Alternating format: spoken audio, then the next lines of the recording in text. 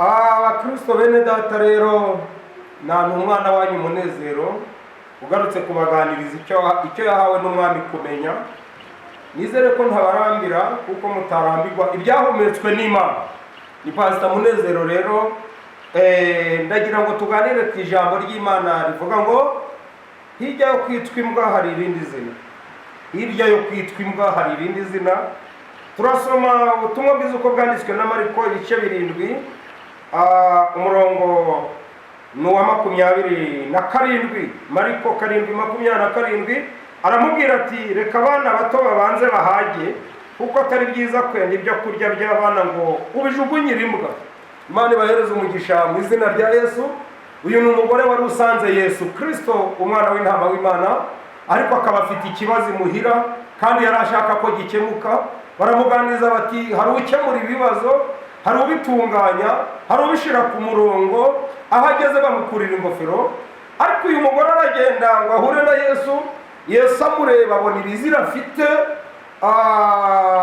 Imbwa nizo zikunze gusubira ku biki byazo ntavuze kubw'ikinyabupfura nsanga mwe ntaho nabivuga, ariko murabyibwira.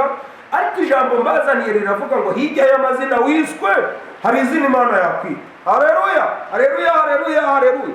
Wikwibanda kuyo bakwise, kurikira iby'Imana izakwita.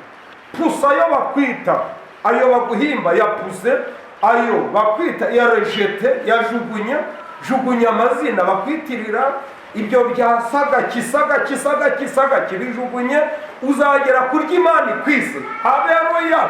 Ko niko Yakobo yaravuze ati ndi umuriganya ariko munyitira irindi zina. Barakirana bageze mu museso, marayika ati umva kuvuganye nawe, umva Uwiteka avuga. Uwo wavuganye na Yakobo ari umuriganya akamwita Isirayeli, niwe nguhamagarira gupfukama imbere. Abantu ntibazaguhindurira izina, ayo bakwise bazagerekaho ayandi.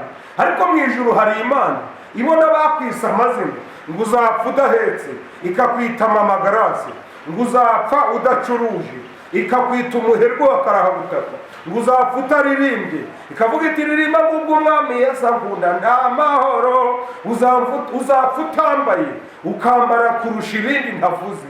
Hari ijambo ry'Imana rikugezeho rivuga ngo hirya y'amazina bakwita.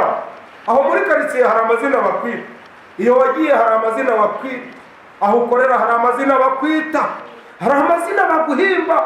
Bamaze kuyaguhimba, iyo utambutse baranoshana, wagera mu bandi bakanoshana, wagera aho ukorera bakanoshana, ku ishuri baranoshana, mu kazi baranoshana, muri kominota abo mukorana baranoshana.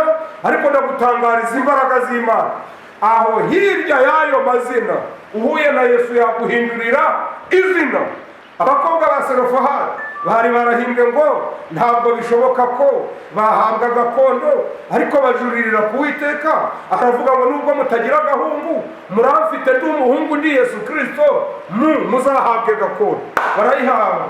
Uwitwa Rahabu yitwaga maraya, indaya, rubibi, rufuha, rwatwomaza abagabo ngo ahure n'Imana imuhindurira izina. Haleluya, haleluya, haleluya, haleluya.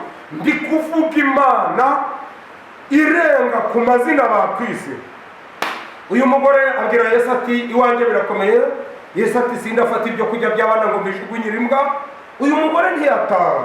Wibabazwa nayo bakwita, komeza wamfonse, komeza uperifore winjire muri Yesu, uzavana mu izina. Ntawagiye muri Yesu ngo atazavana mu irindi zina. Imana si umukene.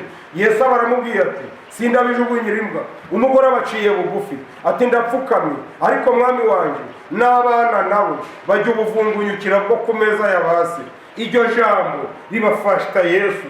Yesu baramubwiye ati iryo nari nkwise mu kanya ndikuyeho. Umugore ati bari kubyina ngo unyise imbwa, ngo no mu kanya urahindura ushire muri femine, kuko nta mugore w'imbwa ahubwo urashiraho femine. Ariko mva mwami Yesu mpindurira izina ntatahanira iry'imbwa. Yemwe abanyumva, ntutahane iryo bakwise, utahane iry'Imana ikwise. Haleluya. Hirya yuko bakwita, uko utambuka bakakwita izina, muri Yesu harimo irindi. Ijambo riravuga ngo kandi nzabaha umutima mushya, nzabaha n'izina rishya, mbahe n'ibuye ryanditseho izina ritazwi n'umuntu wese keretse urihawe.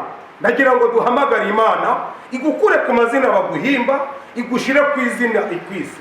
Data wa twese uri mu ijuru, dufite aho tunyura, dufite aho dutuye, dufite aho tuba, abatwumva, abo tunyuraho, bariya ndi gusengera nabo bafite aho batuye, bafite akazitiro barimo, bafite amazina babahimba, bafite ako babakeka, bafite ibyo babatuyeho, bafite ibyo babavuzeho. Ariko hirya y'ibyo abanyabyaha bavuze, hirya y'ibyo amahanga yavuze, hari icyo wavuga bikaba. Gira icyo tuvugaho, uduha andi mazina. Wampaye irindi zina, n'abantu baha irindi zina, bave ku mazina abapfobya, baje ku izina ribamamaza, bave kuri ba Seburibwa, bave ku zina rivuga ubutumwa, bave kuri ba Rikando Direba Kiyasina, kuri ba Sawuli baje kuri ba Pawulo, bave ku zina ritesha agaciro, bafata izina ry'ubugingo bandikwe mu gitabo. Kuko iyo uhaye umuntu uzina umwandika no mu gitabo, kandi hahirwa banditswe mu icyo gitabo. Ko impanda nivuga uzahamagara amazina. Ntabwo uzahamagara amazina baduhimbye, uzahamagara ibyo watwise. Bya bipaki na Afrika de Basia. Ntabwo uzahamagara ayabanzi bacu batwise, uzahamagara ibyo riri mu gitabo ritazwi n'umuntu wese keretse urihawe. Bigusabye nizeye kuduhaye irindi zina bikandikwa no mu gitabo, n'abanyumvishe bakiyandikisha mu gitabo. Mu izina ryawe Yesu Kristo urakoze, amen. Imana ibahereze umugisha mu izina rya Yesu. Ni Pastor Munezero 7882121. Turi kumwe n'umwana wanyu, tuzakomeza kuganira ibyahumetswe n'Imana n'iby'umwami yadushizemo. Kuri WhatsApp ni 0786689232. Umugisha w'Imana ubane namwe. Ntugume ku mazina baguhimbye, uje ku izina Imana ikwise ritazwi n'umuntu wese keretse uwarihawe. Mu izina rya Yesu Kristo umwami wacu, amen.